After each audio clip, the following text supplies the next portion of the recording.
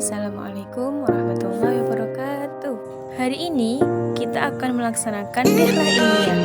Yuk ikuti kami. Hai, saya Selvi.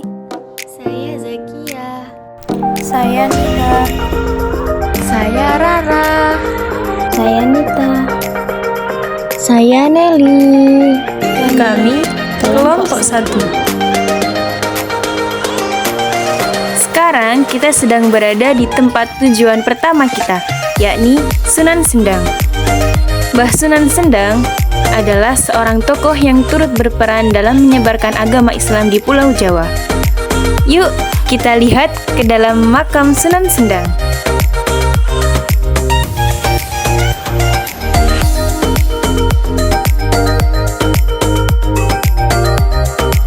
Dan di sini ada yang namanya Gapura Paduraksa.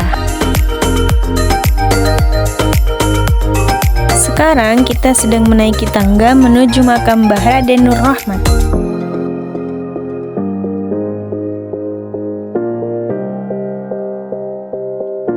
Ini adalah makam Sunan Sendang. Beliau lahir pada tahun 1520 Masehi dan wafat pada tahun 1585 Masehi. Nama aslinya adalah Raden Nur Rahmat. Ia adalah putra Abdul Qohar bin Malik bin Sultan Abu Yazid yang berasal dari Baghdad. Pada saat remaja, beliau berpindah dari kawasan Sedayu Lawas Brondong ke kawasan Sendang Dur. Dan sekarang ini kita sedang ziarah. Setelah ziarah, tidak lupa kita untuk berfoto.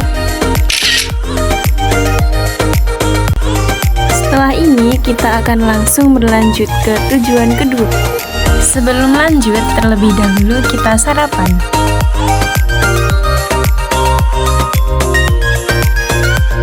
Setelah itu, kita langsung berlanjut ke Museum Majapahit. Sekarang kita sudah sampai di Museum Majapahit. Sekarang ini kita sedang mengantri di depan loket. Dan ini adalah pemandangan dari luar ruangan Museum Majapahit.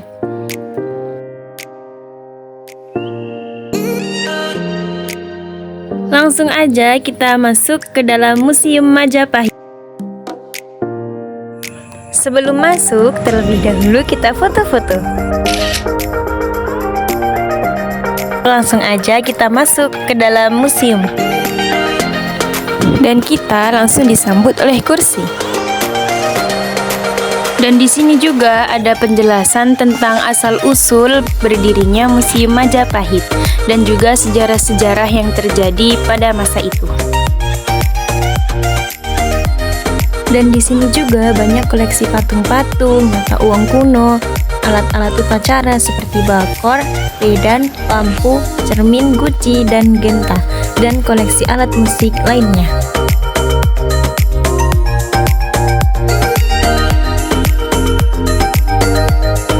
Ini adalah miniatur perahu yang dibuat oleh Juhari. Juhari merupakan perajin miniatur perahu tradisional yang menggagas sekaligus membuat monumen kapal Majapahit tersebut.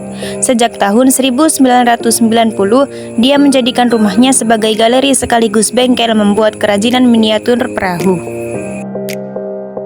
Dan di sini juga terdapat sumur jobong yang ditemukan oleh Agus Santoso pada Rabu Wage 31 Oktober 2018 pukul 18.20 setelah sholat maghrib. Sumur jobong ini ditemukan di Surabaya.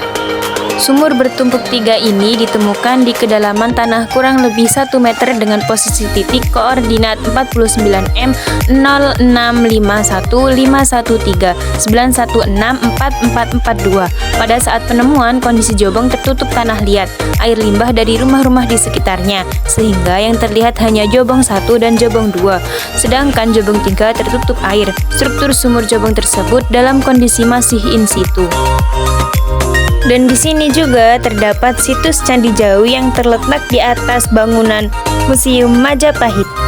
Yuk kita lihat bersama-sama. Halo guys, kita sekarang berada di Museum Majapahit. Kita akan melihat situs Candi Jawi. Mari kita lihat. Let's go.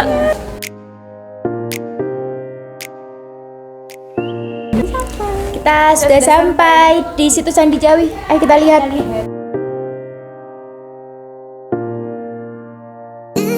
Ini guys, ini adalah situs Candi Jawi. Candi Jawi merupakan candi yang dibangun sekitar abad ke-13 dan merupakan peninggalan bersejarah Hindu-Buddha Kerajaan Singasari yang terletak di kaki Gunung Welirang, tepatnya di Desa Candiwates, Kecamatan Prigen, Pasuruan, Jawa Timur. Dan ini adalah pemandangan dari atas bangunan Museum Majapahit.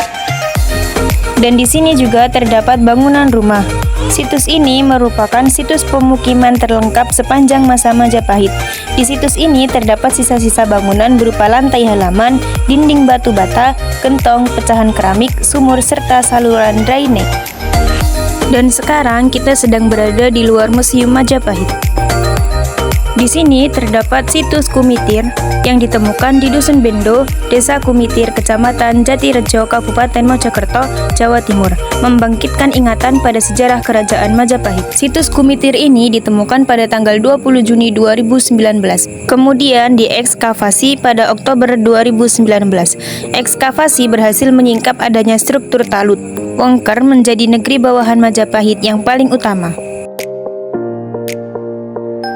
Oke guys, dan itulah sejarah-sejarah yang ada di Museum Majapahit. Setelah dari Museum Majapahit, kita langsung berlanjut ke Mbah Jumadil Kubro Troloyo. Sesampainya di Troloyo, kita langsung menuju kamar mandi untuk mengambil wudhu dan melaksanakan sholat duhur.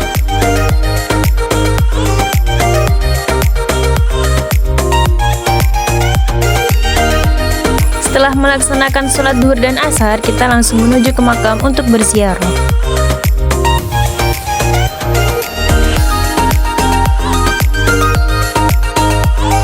Dan seperti biasa, tidak lupa kita untuk mengambil foto.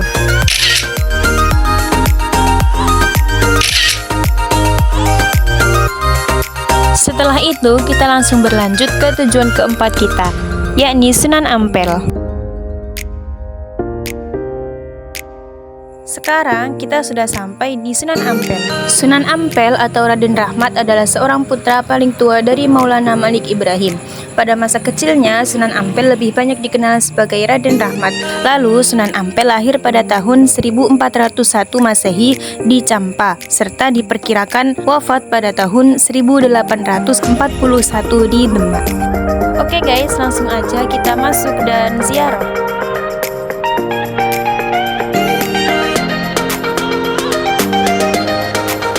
Selesai ziarah, kita mau belanja-belanja terlebih dahulu. Dan setelah itu, kita akan langsung berlanjut ke Masjid Harfin. Sebelum lanjut, terlebih dahulu kita mampir di rumah makan untuk makan. Setelah itu, kita langsung melanjutkan perjalanan menuju ke Masjid Harfin.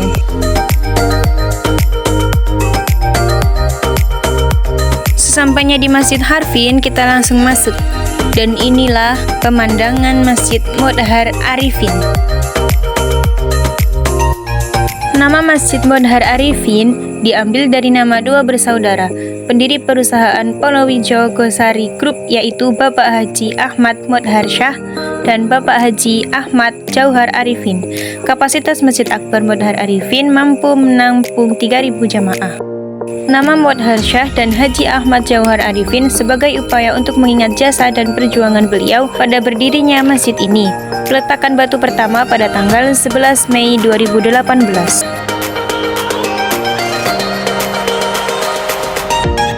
Oke guys, langsung aja kita masuk dan sholat maghrib. Sekarang kita sudah selesai melaksanakan sholat maghrib dan isya. Oke guys, dan itulah perjalanan Dihla kali ini. Terima kasih. Wassalamualaikum warahmatullahi wabarakatuh.